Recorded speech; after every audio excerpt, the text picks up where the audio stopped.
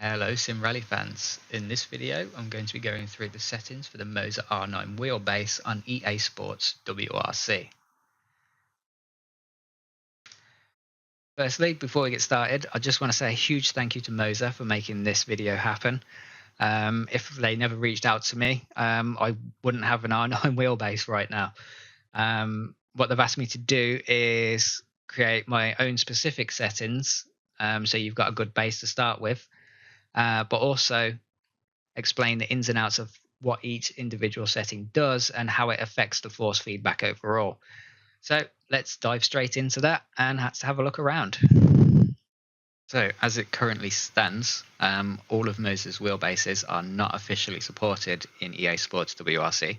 So we will need to input some code into a file, unfortunately. But if we want our wheelbase to work, this is what we've got to do. So I'll just get this folder open now.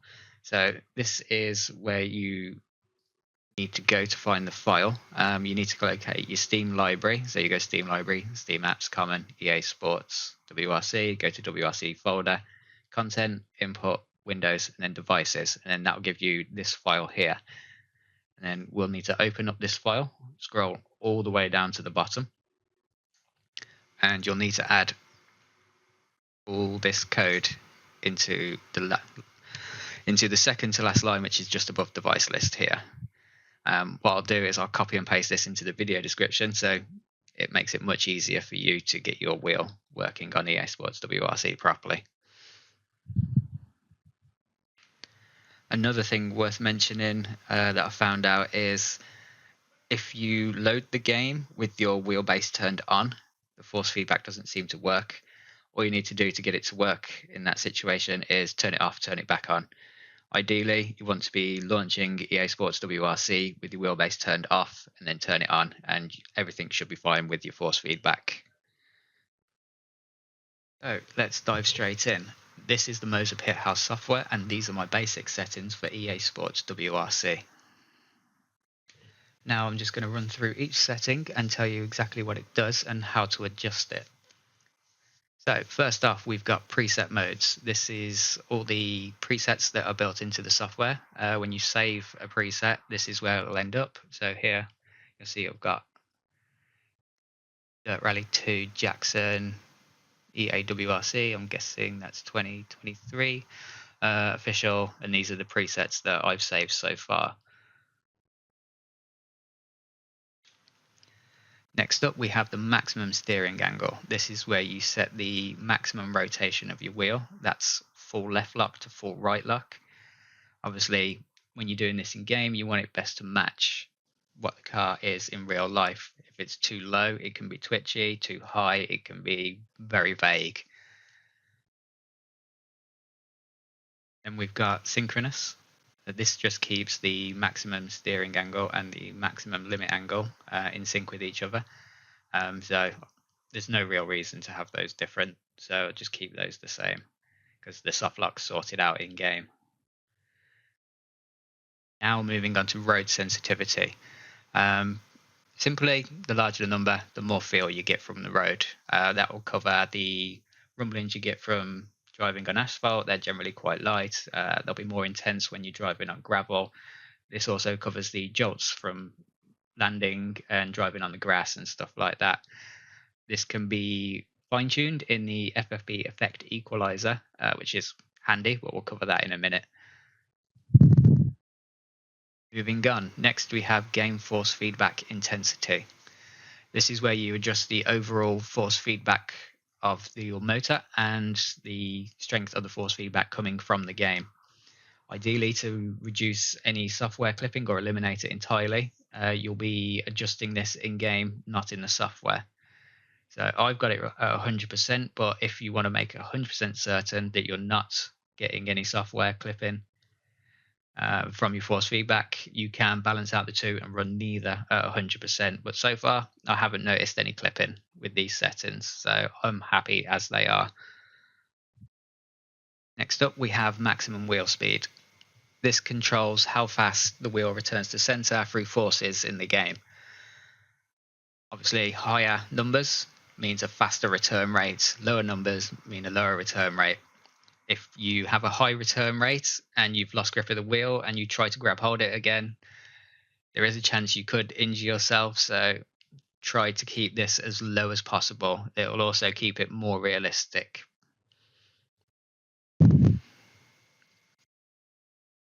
Next up, we have wheel spring strength. Now, this setting is a particular bugbear of mine. I have seen countless settings over the years with this turned on. No, never have it turned on. Not in a game that has force feedback, because there is not a single car in the world that has a spring in the steering mechanism that returns the wheel to center. The forces in the game will return the wheel to center on their own. Leave it off. Do not have it turned on. If you have it turned on, it's unrealistic. It's as simple as that. Next up, we have the wheel damper. Wheel damper setting adds weight to the wheel, but it also numbs out the individual effects that you have, like curbs, grass, ruts, sand, dirt, all those different effects. It will numb those out. So you need to strike a balance with this setting. Too high, you don't get much refined force feedback. Too low, and the wheel becomes too lively, and the forces, like the specific things that I just mentioned, they become too intense. So you do have to have this on, but you also can't have it too high. Typically for most games, I keep this in the region of 15 to 25%. So in this one, I've kept it at 20. It strikes a nice middle balance. It gives a good feel, nice dynamic range throughout all the forces. And yeah, I'm pretty much happy with that. So they're my final basic settings for EA Sports WRC. Now let's move on to the advanced settings and let's go through those. So the first setting we're going to be taking a look at here is force feedback reversal. This basically reverses the force feedback effects. Typically this is going to be for old games, so on new games you're just not going to need it, so just leave that turned off. Now let's have a look at the maximum output torque limit. This setting is where you control the maximum torque you're going to feel through your wheel. The situations where this is going to be driving on asphalt, long radius corners, high speed. That is where you're going to experience the maximum load. Don't worry about running this at 100% because the game will take care of the torque that you feel through the different corners and stuff like that. So this just sets the maximum torque you want to experience. So if you're finding that the maximum torque is too high, lower this setting. If, like me, you want to keep it realistic, keep it at 100% and let the game take care of everything else. Now, I just want to run you through different loadings for different cars in different categories. So for rally, because they have a small amount of downforce on them, they typically put out around about 7 to 9 Newton meters, depending on the car and how old it is. That's what you'd experience through the wheel. Doing fast road driving in a normal car, typically you'd experience 5 to 7 Newton meters of torque. And we'll just go above rally cars here. I won't list all of them, but GT3 cars, their range in torque that you feel through the wheel ranges from 12 to 15 Newton meters, I believe. So that just gives you an idea, which says that this R9 wheelbase is actually perfect for rally games. So let's have a look at the next setting we have here, which is hands-off protection. Now, because rally games, and there's always constant force feedback going on, if your hands come off the wheel will start to oscillate. At what speed it starts to oscillate depends on your maximum wheel speed return rate. Obviously, like mentioned before, the higher that is, the faster it's going to start oscillating. So you've got to bear that in mind as well when you're going through these settings and creating them for yourselves. Now, when that's highlighted, you get the option for steering wheel inertia, which becomes available. Now, Moza have kindly added some presets here. I'm not entirely sure what this number is. There's no value to it whatsoever, but I'm guessing it has something to do with the actual weight of the wheel that you've got attached to the wheelbase. So because I've got the CSV2 wheel, I've just kept it at the preset. When I've had an accident and my hands have come off the wheel, I've lost grip of it. It does seem to stop it dead, so I've just left it at that.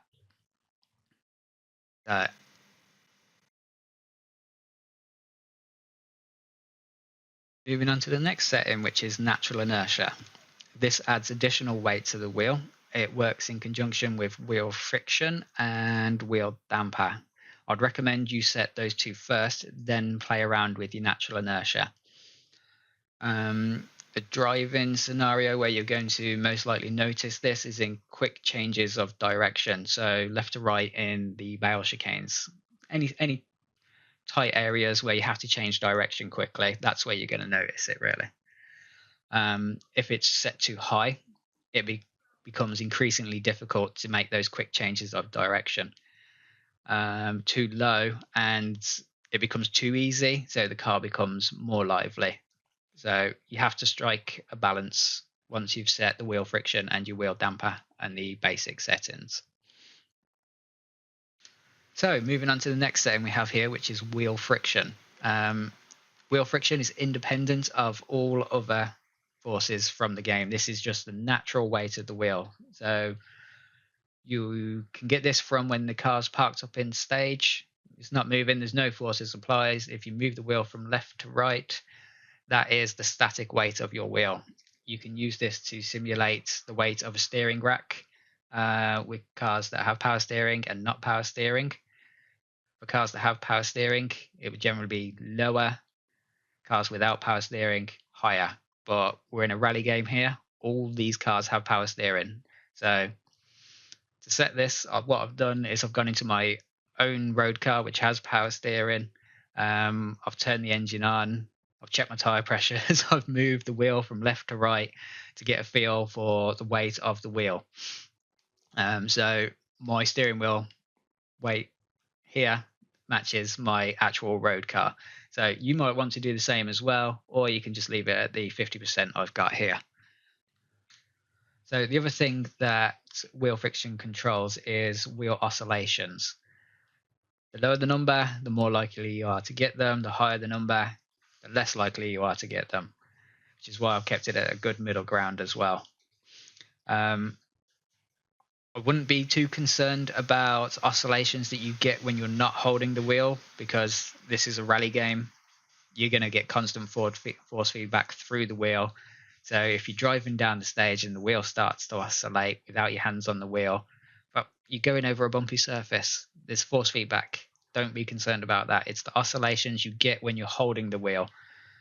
That's the things that you should be concerned about and trying to dial out with your settings.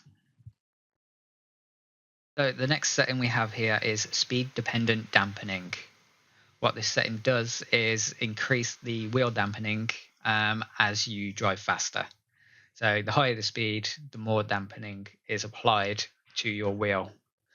That increases the wheel weight. That is in addition to what you've got set here.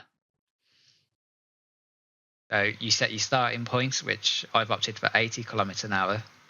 And I was going to put it at an extra 25%. So that will start building up. I'll start adding an extra 25% at 80 kilometers an hour. So that will start to dial up. So it'll go like 1%, 2% as you get faster and faster. The problem is on EA Sports WRC, there seems to be a delayed effect of the speed dependent dampening coming off. So what I found was when I was driving down high speed straights and coming to low speed corners, that additional dampening was still being applied as I was going into the corner at a much lower speed, which was below the threshold of it starting. I have reached out to Moza to see if this is a known issue. If it wasn't, they are aware of it now. I've made sure that So what I've had to do for now is turn this off. But if it does get fixed in the future, ideally you'd want to be running that at about 25%, which is around about here actually. Yeah, it was a little bit annoying.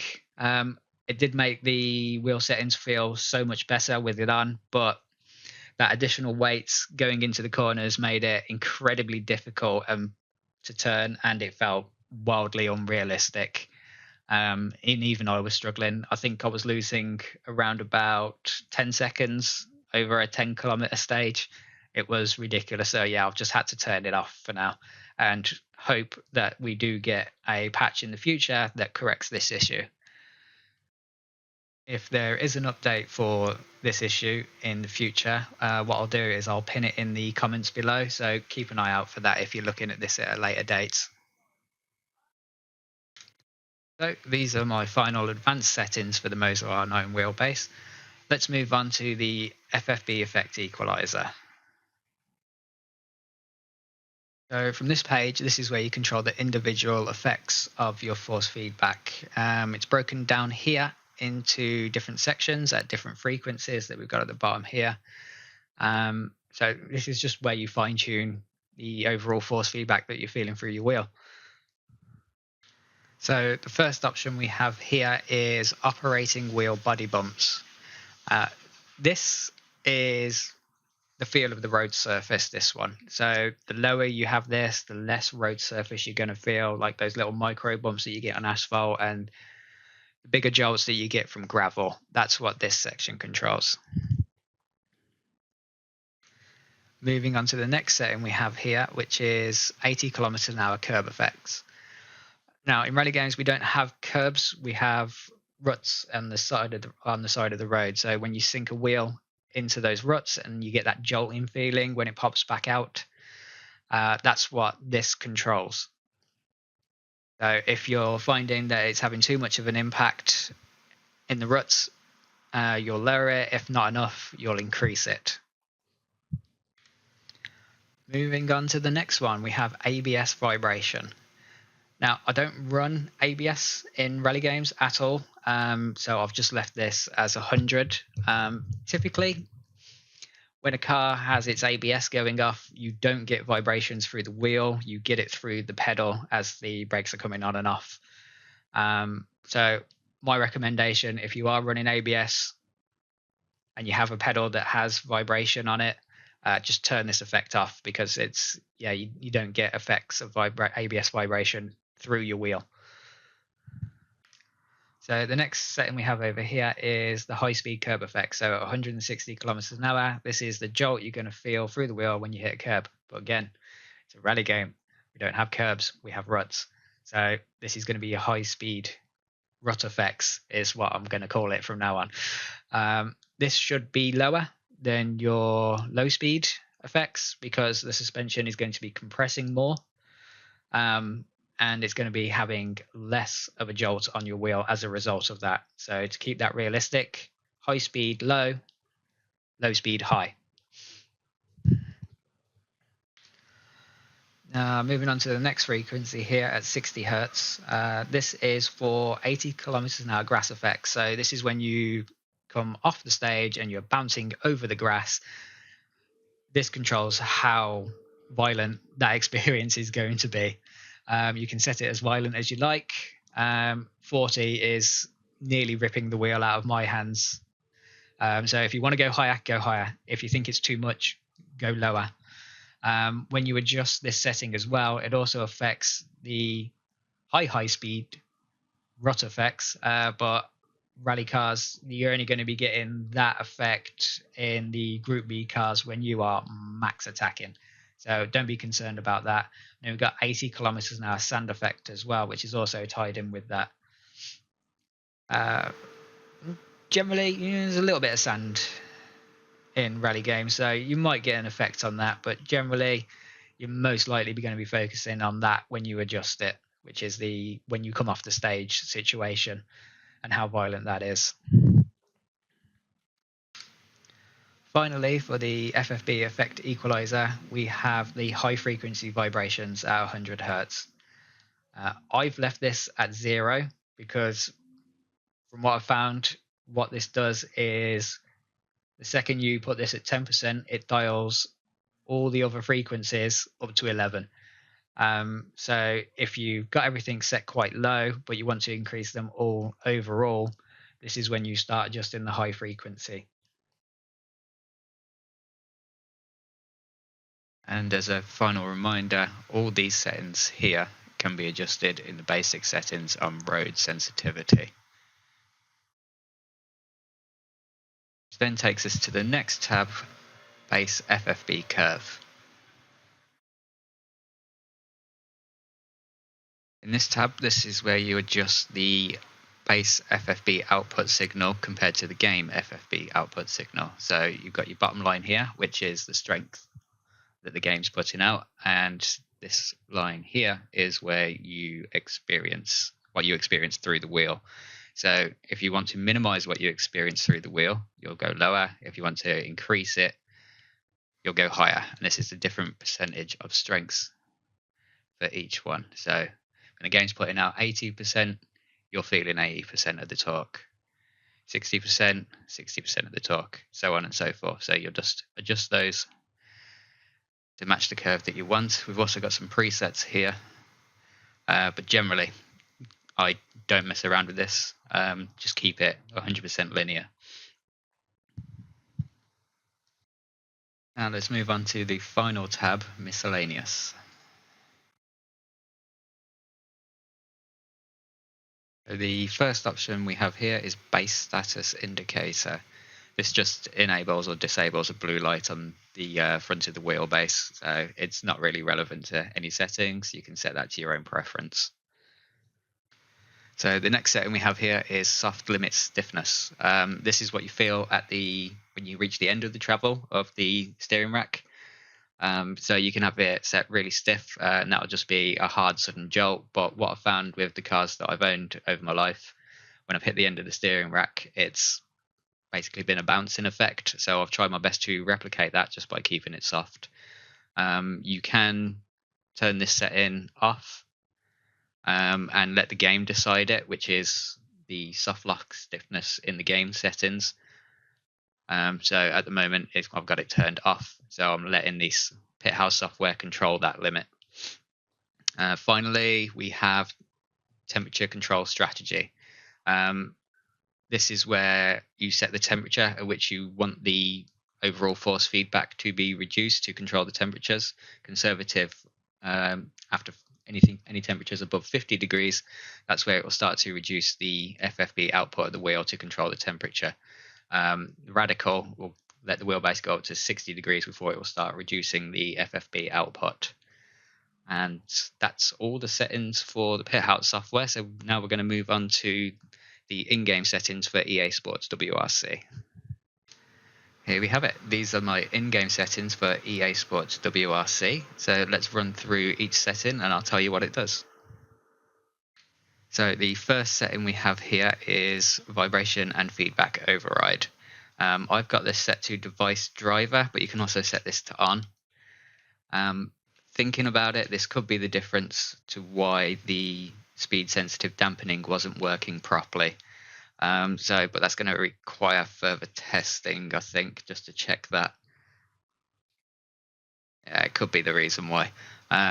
Next up, you've got vibration and feedback. You definitely want this set to on.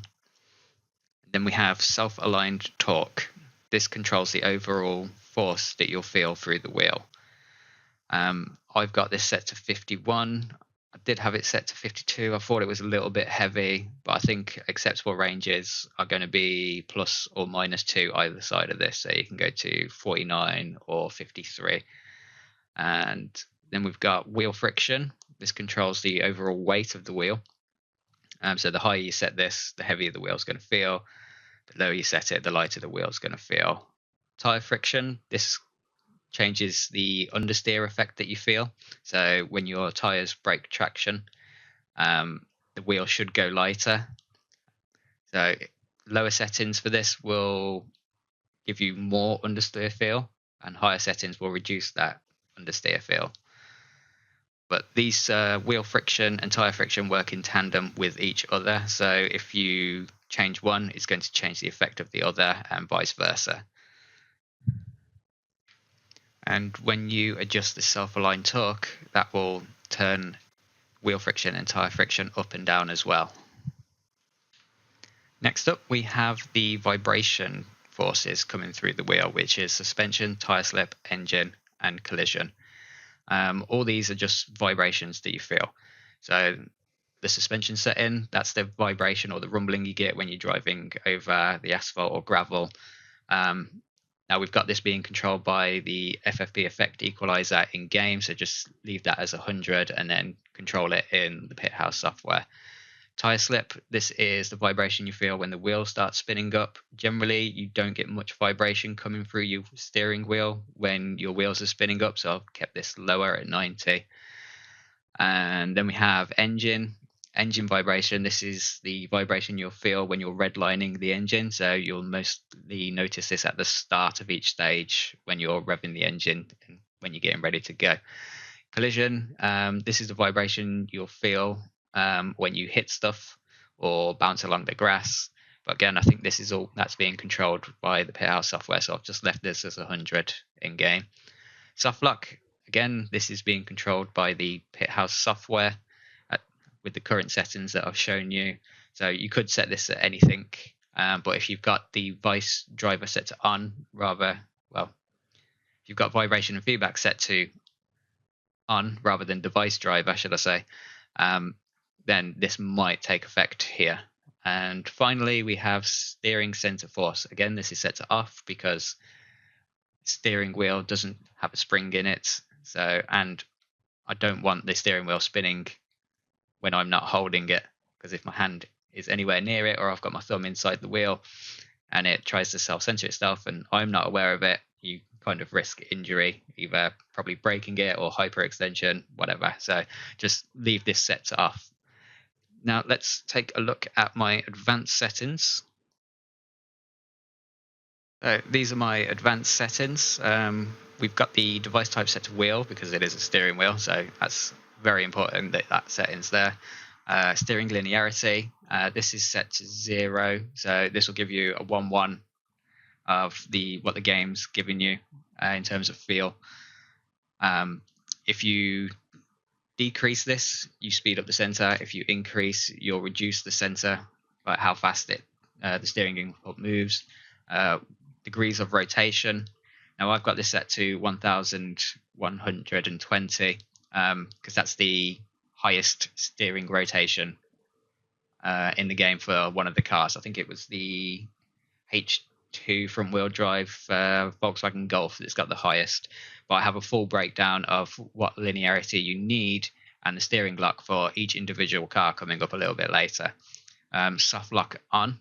Now because I've got that steering rotation set so high, if soft lock is turned on, it will match the actual steering rotation of the car. So because I've got it at 1120, if I go into a modern rally car, which is 560, having soft lock turn on will reduce the wheel rotation to match the modern rally car at 560. So let's move on to the final section, which is the input bindings. This is where you'll set the saturation for each input and the dead zones. So steering 0, 100 all the time, every time. Don't put a dead zone because cars don't have a dead zone in the center, and you want to be using the full rotation because we've got soft lock on. So keep your saturation at 100. Now I don't have any of Moza's pedals.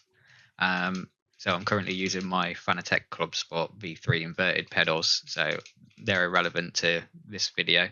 I don't have the handbrake plugged in, which is a Fanatec Club Sport, because I don't have enough USB slots to have all 4 items plugged into the computer. But again, you've got all your view changes, your headlights, all that kind of stuff.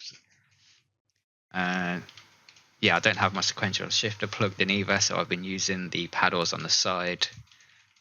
And yeah, you've got your camera options as well. So you can use the thumbsticks on the CS wheel to move the camera around whilst you're driving, from different viewpoints as well. I've also added in some button bindings to move the seat around so I can get a better frame of view in the in-car. And I think that's all I've added in. This doesn't scroll too well, does it, with the keypad? I use the mouse instead. Yeah, so these are some of the things that I've just bound in.